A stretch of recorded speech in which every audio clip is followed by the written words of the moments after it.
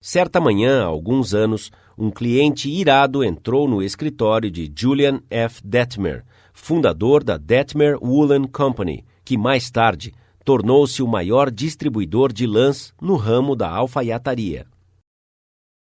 Esse homem devia a nós uma pequena soma em dinheiro, o Sr. Dettmer explicou a mim. O cliente negou, mas sabíamos que ele estava errado. Então, o nosso departamento de crédito insistiu que ele pagasse.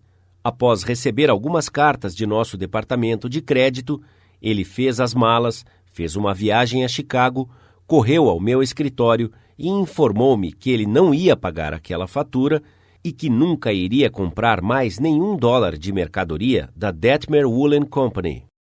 Eu ouvi pacientemente tudo o que ele tinha a dizer. Fiquei tentado a interrompê-lo, mas percebi que isso seria uma má política. Então, deixei que ele falasse tudo. Quando ele finalmente se acalmou e se tornou receptivo, eu disse silenciosamente: "Gostaria de agradecê-lo por ter vindo a Chicago para me contar sobre isso. Você me fez um grande favor, porque se o nosso departamento de crédito o irritou, ele pode irritar outros clientes, e isso seria muito ruim. Acredite em mim, estou mais ansioso para ouvir isso do que você para contá-lo." Essa foi a última coisa que ele esperava ouvir de mim. Eu acho que ele ficou um pouco desapontado, porque ele havia vindo a Chicago para me dizer uma coisa ou outra, mas aqui estava eu lhe agradecendo, ao invés de discutir com ele. Eu o assegurei que cancelaríamos a despesa de nossos livros contábeis e que o esqueceríamos, porque ele era um homem meticuloso que cuidava de apenas uma conta, enquanto os nossos empregados tinham milhares de contas para cuidar.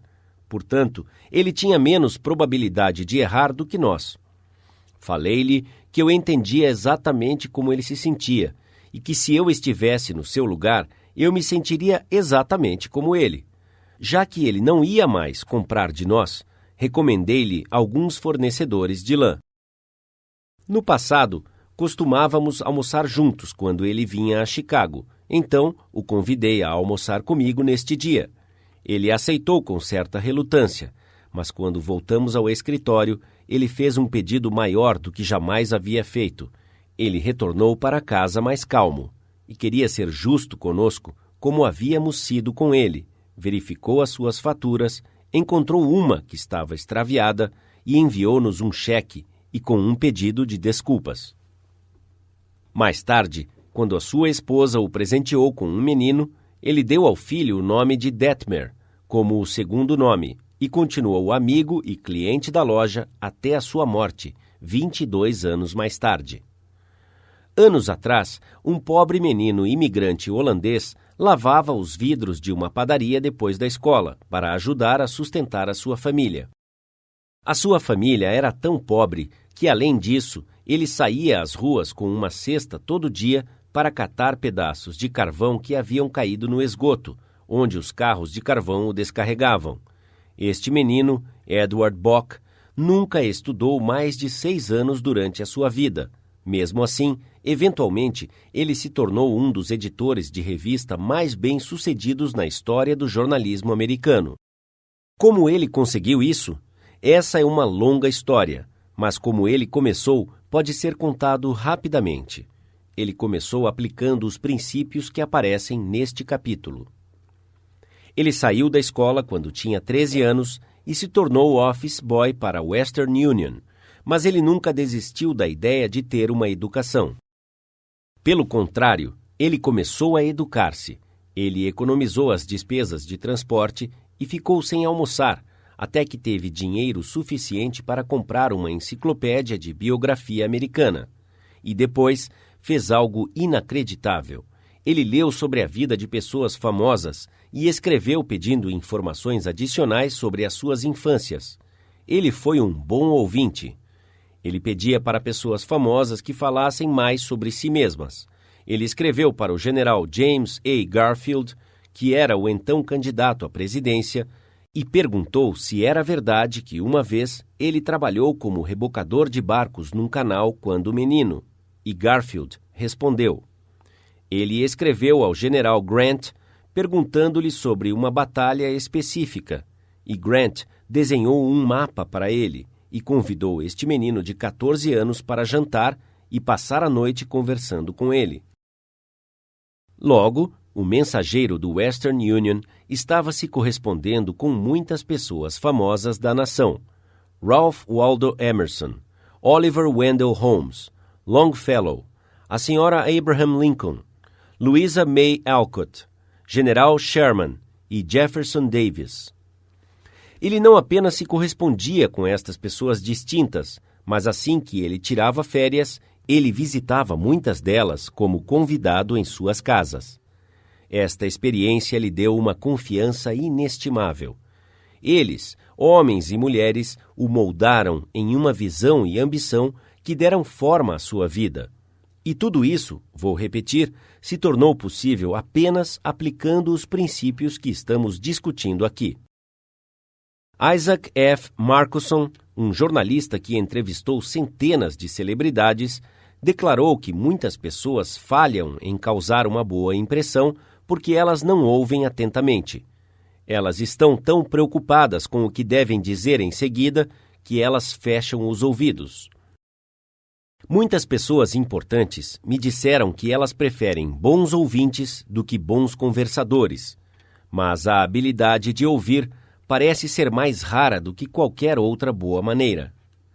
E não apenas personagens importantes preferem um bom ouvinte, mas as outras pessoas também. Como disse Reader's Digest uma vez, muitas pessoas ligam para o médico quando tudo o que querem é atenção. Durante as horas mais escuras da Guerra Civil, Lincoln escreveu a um velho amigo em Springfield, Illinois, pedindo que ele viesse a Washington. Lincoln disse que tinha alguns problemas e queria discuti-los com ele. O velho vizinho visitou a Casa Branca e Lincoln falou com ele por horas sobre a conveniência de decretar uma proclamação libertando os escravos. Lincoln passou por todos os argumentos a favor e contra da tal proclamação e depois leu cartas e artigos de jornal, alguns denunciando-o por não libertar os escravos e outros denunciando-o por medo de libertá-los. Após falar por horas, Lincoln despediu-se do seu velho vizinho, disse boa noite e o mandou de volta a Illinois, sem ao menos perguntar o que ele achava. Lincoln foi o único a falar.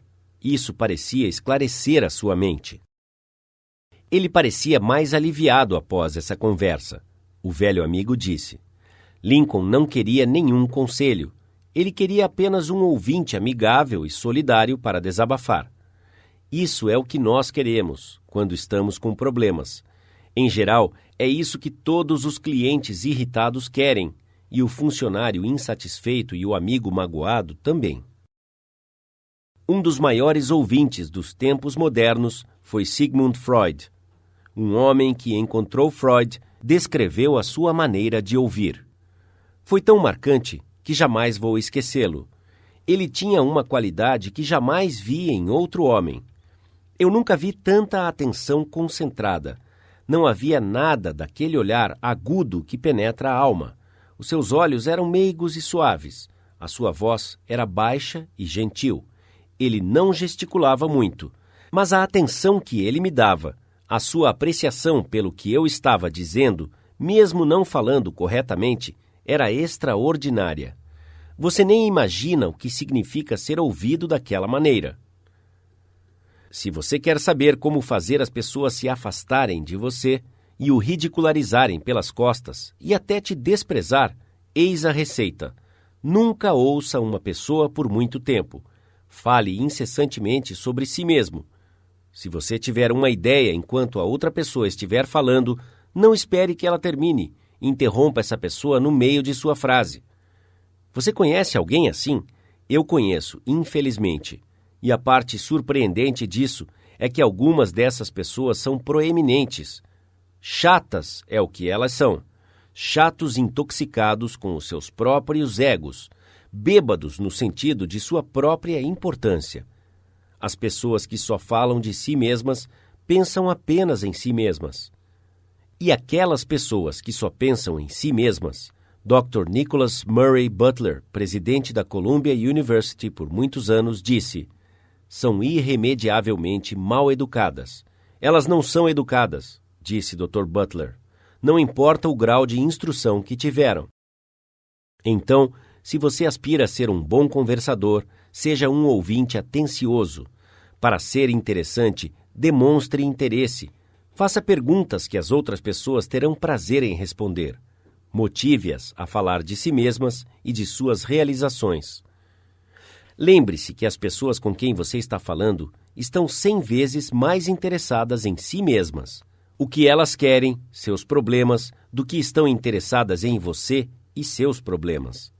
A dor de dente de uma pessoa significa mais aquela pessoa do que a fome na China, que mata 1 milhão de pessoas. Um furúnculo no pescoço de uma pessoa interessa mais a ela do que 40 terremotos na África. Pense nisso da próxima vez que você iniciar uma conversa. Princípio 4. Seja um bom ouvinte. Encoraje os outros a falarem de si mesmos.